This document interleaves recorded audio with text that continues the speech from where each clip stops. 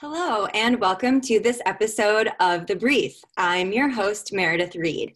I'm here today with Sean Herman. He's a father of two, an author, and the founder of Kinzoo Technologies, Inc. Kinzoo is a new messenger app that turns screen time into family time. Inspired by the early experiences that his daughter had with technology, Sean aims to make Kinzoo a leading communication platform for children and families. He thinks this is possible through better education and tools for parents. Welcome, Sean. Thanks for having me.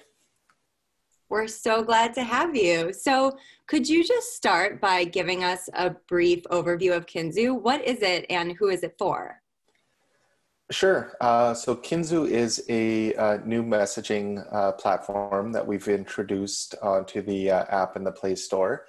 The idea behind Kinzoo is it's a messenger for families inclusive of children. So what we're trying to do is give children as young as 5 or 6 years old the ability to participate in the family discussion, but also to connect them with people like grandparents and uncles and aunties where if they have a relationship today, it's usually filtered through the parents. And what Kinzoo is trying to do is empower them to have more, stronger connections with people in the extended family, friends, and in a time like this, connecting them with classmates and things like that.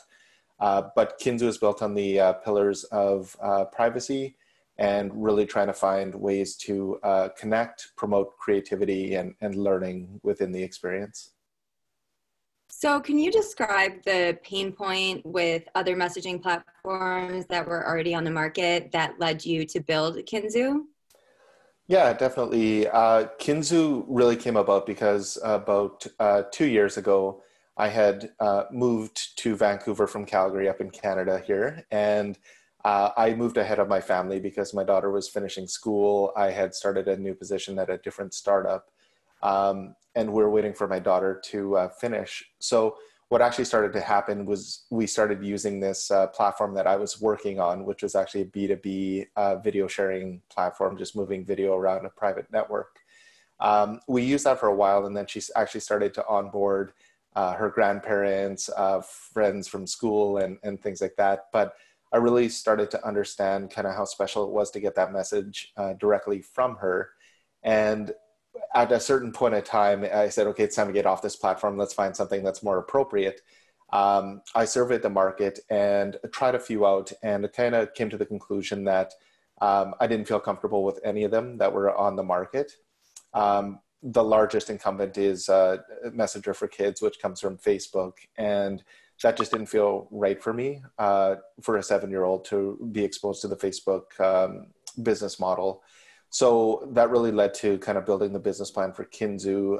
Really started with a need that I had in my own family. And I thought there were enough parents out there that were looking for a solution that actually prioritized privacy. So that led to creating Kinzoo and where we are today. So could you elaborate a little bit more on some of the risks that kids face when they use these other online messaging platforms? Yeah, I think that the Facebook platform in particular is actually, it's a pretty good platform just in terms of being safe and secure and things like that. They have had some hiccups along the way, but I think that comes with scaling back a product that's meant for mass growth and scale back into something that has to be, private and secure. So they have had instances where kids were able to connect with strangers and things like that. All in all, I think it's a decent product. For me, it's more about the business model when it comes to the Facebook product. Larger though, we've seen stats that there's millions and millions of children that are using adult platforms. So that could be things like Instagram, TikTok, Snapchat, those kind of platforms. And as a parent, I worry about those a little bit more because there's the obvious stuff of being able to connect with strangers and people that aren't known. But even underneath all that, it kind of introduces them into this culture of popularity and competition when it comes to likes and follower counts and things like that. And that's really what I'm trying to protect my daughter from as well. That makes sense. And I think it's so important that there is a platform where kids can just be safe, connect with family, connect with friends, and not have to run into all of these outside strangers. So when you were building this, how did you and your team think about and balance the trust and safety aspect versus building more quickly and shipping out a frictionless product? Yeah, it's a great question, and something that we continue to encounter really on a daily basis. We had to make a lot of decisions along the way, really balancing out kind of, we want the ability to grow, but we want to do that in a way that's not going to compromise safety and security and privacy.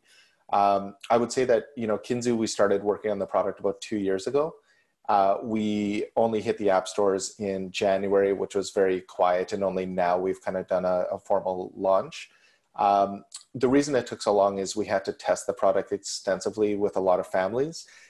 We're trying to kind of cover off a user base that spans really from 5-year-olds to 95-year-olds.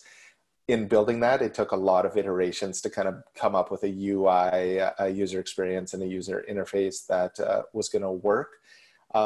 Also in line with that, I would say before we wrote a single line of code, we partnered with a company in the US called KidSafe, and they are a safe harbor provider when it comes to COPPA, which is the Children's Online Privacy and Protection Act. So we wanted to make sure really before we even wrote a line of code that we were going to adhere to the COPPA regulations, which I think are very important as a parent because they do protect children's privacy, which I argue at the young ages is really coupled very tightly with safety. And so we worked with them really from day one. We got COPPA certified before we wrote a line of code. And then within Kinzoo, we have a lot of examples of things that we've put into the app that maybe will actually stop our growth or prohibit us from growing as fast as maybe we could, but we thought it was the right thing to do. So as an example, we use magic codes as the only way to connect. People have to know each other's magic codes. There's no open search bar or anything like that to find people on Kinzoo. And that's something that it would definitely help us grow faster if we kind of opened the reins, but we thought the trade-off in terms of safety and privacy was just too high. Absolutely. So next question for you, which types of content can be shared on Kinzoo? So today we support audio, video, photos, text, emoji, and stickers. And we are looking right now for to introduce GIFs into the program as well, but they're going to have to be age appropriate. So we're just working on some filtering abilities and things like that. But because we have the wide range of users, things like audio messages are actually used more than video, which was a little bit surprising. But what we're really trying to do is, again, make it inclusive for all members of the family. So even if children as young as 4 or 5 want to be on Kinzoo, they can send things like audio messages and video messages as opposed to text. So have you already set something up, a moderation and detection system for toxic behaviors, or has that not been something that you've run into enough yet where it's been made a priority? Yeah, it's a priority. I think that Kinzoo by nature has been designed to be an extremely closed system. So the first thing that we're trying to do is be preventative just in terms of managing the way that people connect within Kinzoo, and really limiting the ability for kids to connect with anybody that's not, a part of family or a very close friend. For a connection to be made has to be initiated by the parent, has to be approved by parents on both sides. So both child A and child B, their parents have to agree before the connection is made. So the first thing that we're trying to do with all of our base workflows is just reduce as much as we can the opportunities for bad behavior and bad actors interacting with people that aren't known. Aside from that, we've got some basic filters, content filters, and things like that. We've spoken to companies like Bark who have an AI-based platform that that looks for bad behaviors and evidence of self-harm or cyberbullying. So that's an add-on product that parents could have in addition to Kinzoo if they wanted to go that extra mile. We have talked to companies about potentially introducing some of that within the Kinzoo ecosystem. But the issue with that to date has been we would have to move data off of our platform onto someone else's so that they could scan it. And personally, I'm just not comfortable with that as of yet. I haven't seen a proposal that feels right. And it feels like we're potentially exposing personal data in the form of messages or videos and photos. And it kind of goes outside of our ecosystem, which just doesn't feel quite right. So I think we're always looking for ways to improve it, hoping to manage, again, the way that people connect, keep it a tight community, and then looking for ways to augment that. Right. And you make such a great point that it's always a trade-off when it comes to trust and safety. Anytime that you can't keep something in-house, there are risks involved with that as well. So you mentioned on your website that better education and tools for parents are an essential part of having a positive experience on messaging platforms. Can you elaborate a little bit on what you meant by this? Yeah, absolutely. I think that when it comes to technology, there's a few things that we're trying to kind of push as an agenda. So really where this comes from is I have a really strong belief that technology can actually be a very positive force in the life of families. I've experienced it myself, and it's become much less of a contentious issue. I think we still battle over screen time and think, my daughter always wants more, and you have to kind of manage that. But I would say by focusing in on what they actually do on the screens, as opposed to just how much time they're spending on screens, has really been helpful in the household. So I really have this deep belief that technology has a lot to offer if we focus in on what it does extremely well, which is when it acts as a connector, enables kids to be creative and explore their creativity, and enhances learning. And those are kind of the three pillars that we built Kinzoo around. The fourth pillar that we talk about that we aren't as interested in is like consumption. And there's plenty of platforms that are, fighting over their attention, including YouTube and Netflix and all the others. That's a pillar that we're not so interested in. But when it comes to the other three, I think there's lots of opportunity for technology to be additive in the life of families. But we often say that the existing tools aren't that strong, as we've kind of talked about. And the second aspect is kind of education around tech. And what we're really trying to do is push this idea that not all screen time is created equal. And if we look for better ways and more productive uses of screens, we can start to unlock some of the potential that technology has. And Kinzoo, and we have a blog, and we're always trying to educate. I wrote a book on the subject. So we're doing as much as we can to kind of shift thinking among parents and not be so alarmist, but actually be a little more practical when it comes to the subject of screen time. So what is the title of your book and what is it about? Yeah, so the book is called Screen Captured, and it really came about after the early days of Kinzoo because we were looking so much into dark patterns and persuasive design and things like that. I was starting to become very aware of the way a lot of apps were built, which is really how do we kind of hook the user in and keep them coming back? And there's a lot of mechanisms for doing that.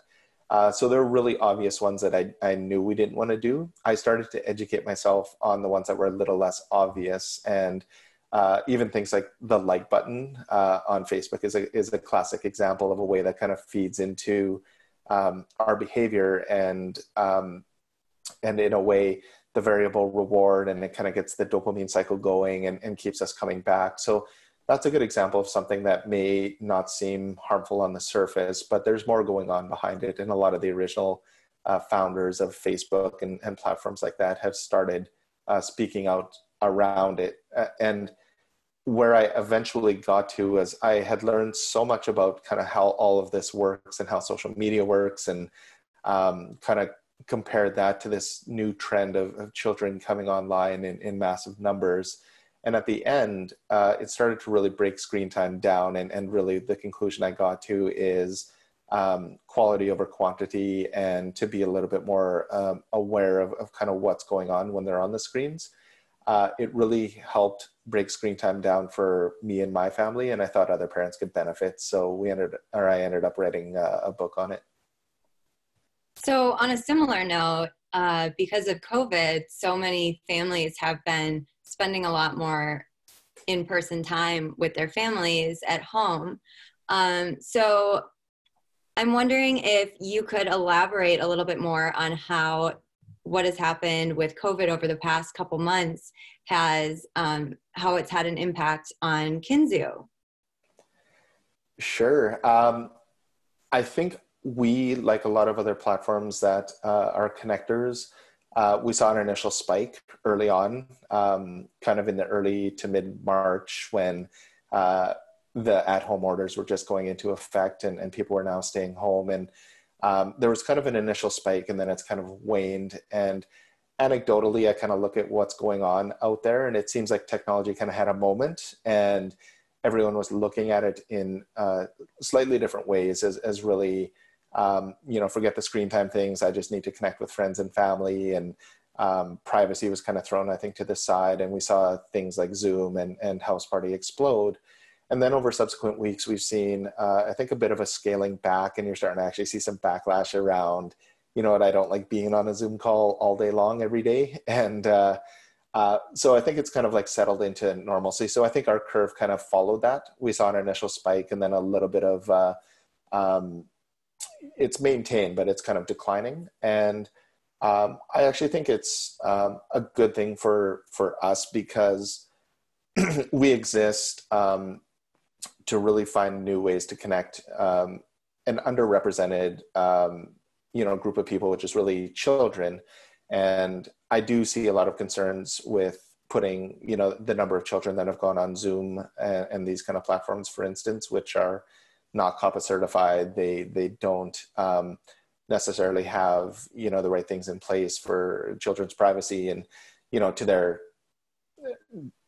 I guess I understand from their perspective, they didn't set out to be a social network. They just kind of became one.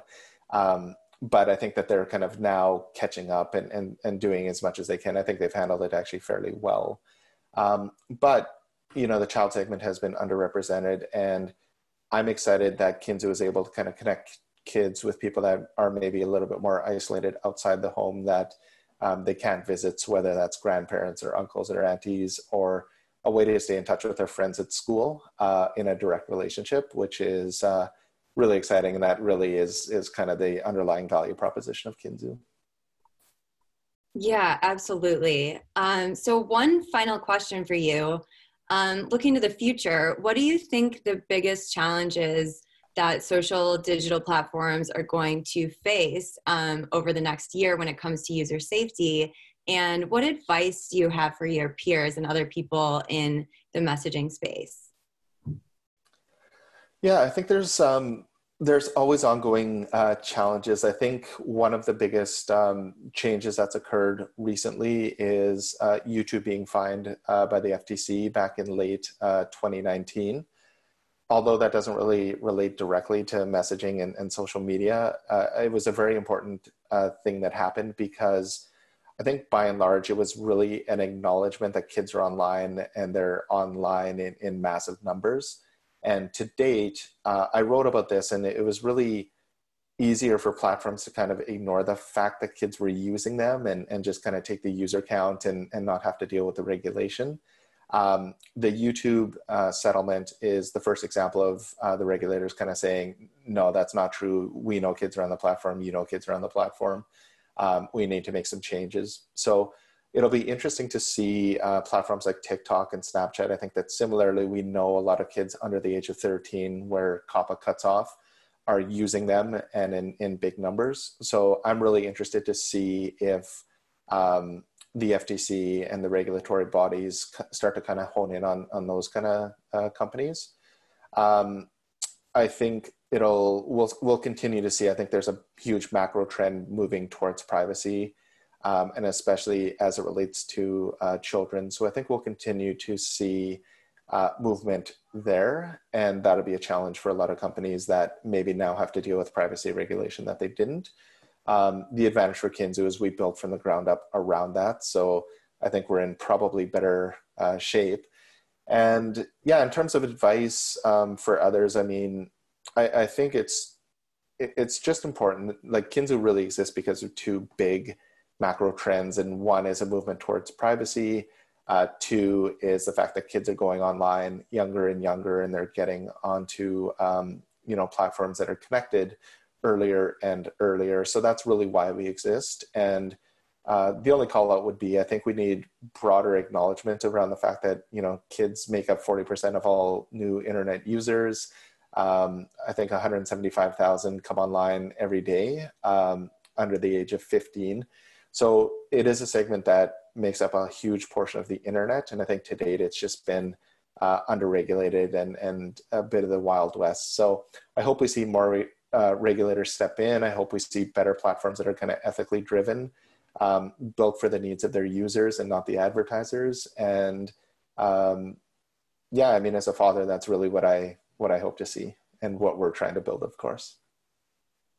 Well, thank you, Sean. You have given us so many important things to think about and a lot of really valuable information regarding child safety online. So I just want to say thank you so much for being here. Thank you so much for having me. And we will see you next time on The Brief.